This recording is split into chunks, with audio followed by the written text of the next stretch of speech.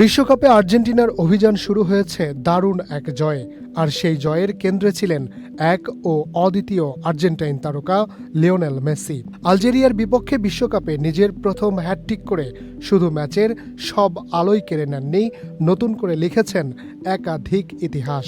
তবে মেসির গল্প যেন এখানেই শেষ নয়, বরং অস্ট্রিয়ার বিপক্ষে আর্জেন্টিনার দ্বিতীয় ম্যাচে তার সামনে দাঁড়িয়ে আছে আরও ৩টি মহা রেকর্ড, যা তাকে বিশ্বকাপ ইতিহাসের একক শিখরে পৌঁছে দিতে পারে। প্রথম লক্ষ্য বিশ্বকাপের সর্বকালের সর্বোচ্চ গোলদাতার মুকুট।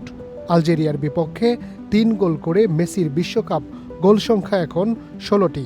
এই সংখ্যায় তিনি জার্মান কিংবদন্তি মিরোস্লাভ ক্লোসার পাশে।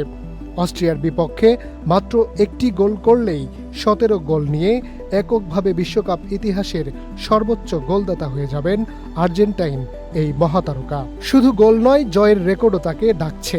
আলজেরিয়ার বিপক্ষে জয়টি ছিল বিশ্বকাপে মেসির ১৬তম জয়, যা ক্লোসার রেকর্ডের সমান।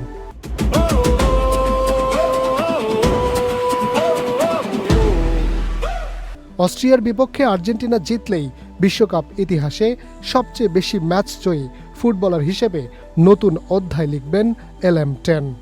তবে সবচেয়ে আকর্ষণীয় হতে পারে তৃতীয় রেকর্ডটি।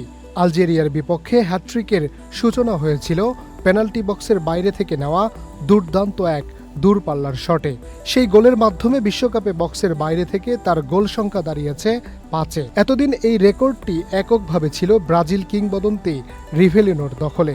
এখন মেসি তার পাশে।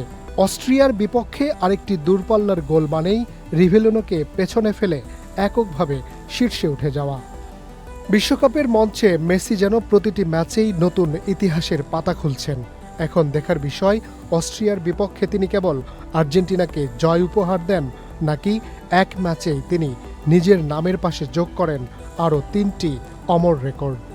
ফুটবল বিশ্বের কোটি ভক্তের চোখ তাই এখন একটাই নামের দিকে, Lionel Messi. Harunur Rashid, channel I.